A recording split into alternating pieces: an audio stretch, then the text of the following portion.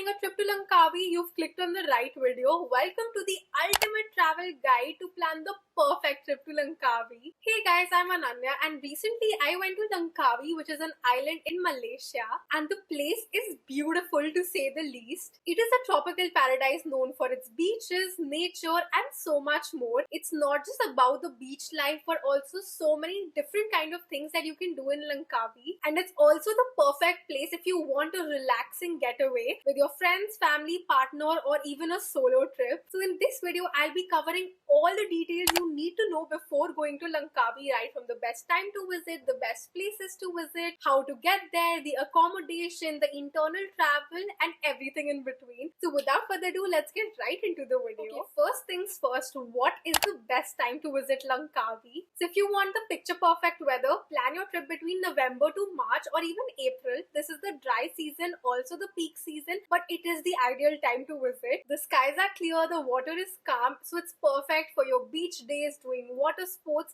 and even exploring and doing all the touristy things that Langkawi has to offer. If you're unlucky like me, even during the dry season you can experience rainy weather in Langkawi. After all, it is an island, so the weather is unpredictable, but for the most part, yes, it is a dry season. Now if you're on a budget, you can consider the off season, which is from May to October, but I do not recommend that at all, because what's the point of going on a vacation if it's going to be raining all the time? You will not be able to do anything because most of the activities in Langkawi are outdoors, so make sure to plan your trip accordingly. Apart from that, do look at the weather forecast before you book the exact dates for your trip. Now let's talk about the visa.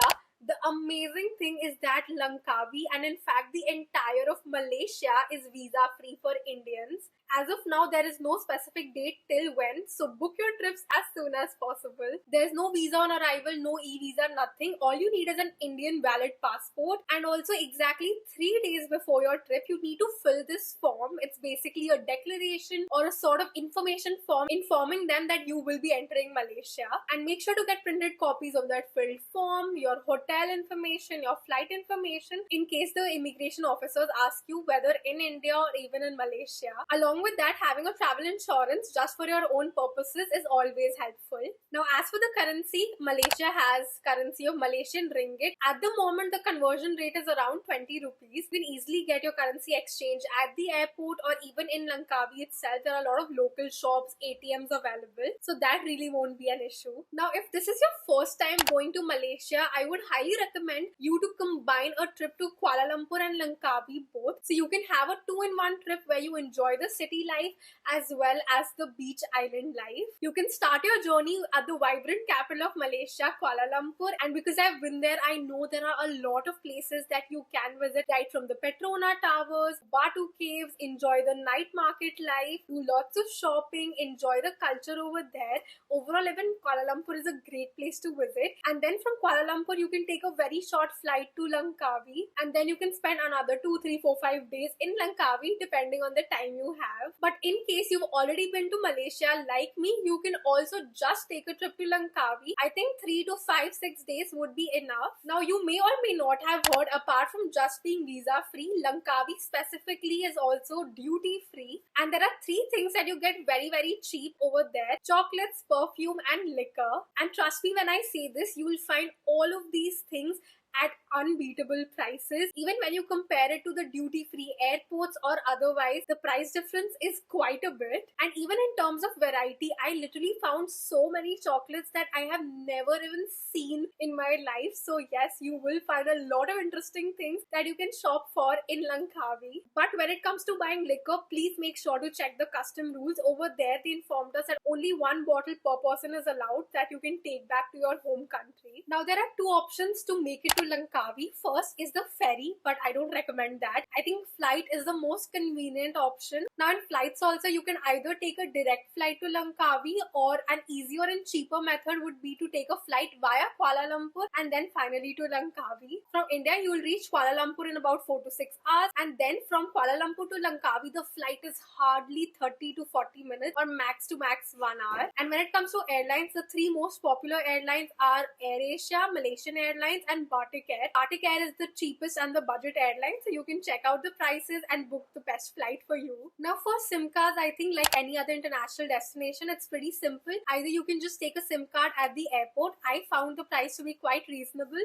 especially if you want internet to book your Grab, cab, etc. You can buy the SIM card from there. Otherwise, of course, you will find a lot of local shops in the market where you can buy a SIM as well. Now even getting around in Langkawi is very convenient. There are so many options. In fact, Langkawi is such a small island, it makes everything so much more convenient in general. The first option is to rent a car. If you have an international driving license and if you're confident enough, you can go for this. But honestly, I don't think you need to really drive on your own because there are much more convenient options. The second one is to rent a scooter. I think this is perfect for like young adults. If you're a group of friends, if you're just a couple, this will work fine. In fact, even the prices of petrol are quite cheap in Langkawi, so this is a great option. And the third and the most convenient best option, which there is absolutely no hassle whatsoever, is booking a Grab. Grab is basically like Uber and Ola for us. You can book a cab, and I am not even joking, within 2 minutes your cab ride will be in front of you. That is what we used for our entire trip. Now let's talk about the accommodation. The good thing is that Langkawi has options for every kind of traveler, whether you want to stay in a hostel, you want to stay in budget hotels, you want to stay in a luxury hotel, you want to book an Airbnb. So this totally depends on your budget. If you're a family, if you're willing to splurge a little, you can go for the 5-star luxurious hotels, which are also not that expensive. You can get them at a reasonable rate of around 10 to 15,000 for even a family of 4, which is amazing. At the same time, I think hostels will be very cheap, and there are so many budget hotels as well that you can book for around 3 to 6,000 per night. As for me, I stayed in 2 hotels. The first one was Wings by Krosky. This was closer to the airport, actually just beside the airport. This was a comparatively budget hotel, but still the property was amazing, very luxurious. And the second property I booked, that was like ultra luxury, a proper 5-star hotel. The price was a little higher, but it was just a stunning property to stay at, to say the least. The second hotel I stayed in, that was quite close to Pantai Sinang. And by the way, most of the hotels also have Indian breakfast in their buffet, so that's very good for us. And another thing you should keep in mind while booking your stay in Langkawi is to make sure to check the location of your hotel. You can majorly divide Langkawi into 3 to 4 areas. One is going to be closer to the airport. Second place is Pantai Sinang, which is the main area of Langkawi. It also has the Sinang beach, the most popular beach. Lots of markets, lots of shopping, lots of cafes and eateries. So this, I think, is the best place to stay at, because if you stay in Pantai Sinang, all the happening places will be at a walking distance. Then comes Kua Town, which is far away from these places. I don't recommend staying there. And then if you go a little further above in Langkawi, basically closer to the Skycam area, you'll find a lot of luxury resorts. Those are the kind of resorts where you just stay inside the hotel and chill. You don't go out. So these are majorly the locations in Langkawi. But as I said, Pantai Sinang would be the best area to live in. Mercure Hotel is a very popular chain that was right opposite the Sinang beach, and I think it's also a budget hotel. You can check that out. Now let's come to the things to see and do in Langkawi. Some of the major attractions in Langkawi include the Sky Bridge and the Sky Cable Car ride, the Kilim Geoforest Park where you can do the mangrove tour, island hopping, Dream Forest, sunset cruise, the Sinang beach where you can also enjoy a lot of fire shows, and a lot more. The next video I'll be making is going to be about the top things to do in Langkawi, so stay tuned for that. Now when it comes to food and dining, obviously being an island, it is the perfect place to enjoy seafood and non-veg food as well. So if you like that kind of food, you will love that place.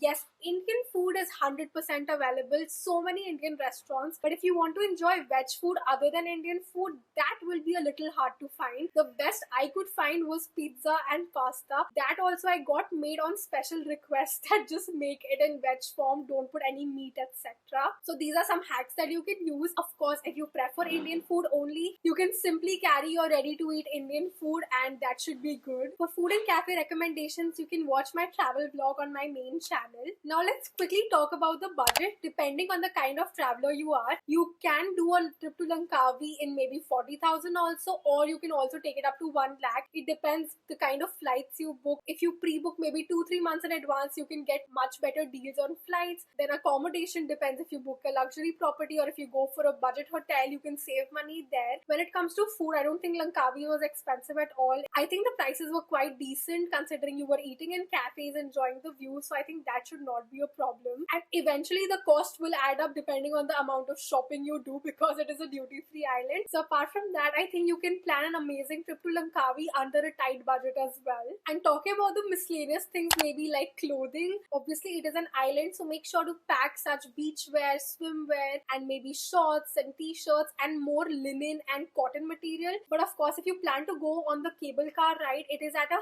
height, so the winds are very strong. You might need a jacket over there or something full sleeve at least to keep you covered. So just make sure to account for that. Rest, enjoy your sunny beach vacation on Langkawi. Apart from that, when it comes to making payments, I think except in the local markets, proper shops do accept card. So you can carry both cash and card. They'll work perfectly fine for you. And yeah, I think that's practically all the information you need to know before going to Langkawi. Of course, if you have any more questions, feel free to leave them in the comments and I'll definitely get back to you. And yeah, if you found this video helpful, make sure to hit the like button, subscribe to my channel for more such travel videos. You can watch my things to do in Langkawi video next.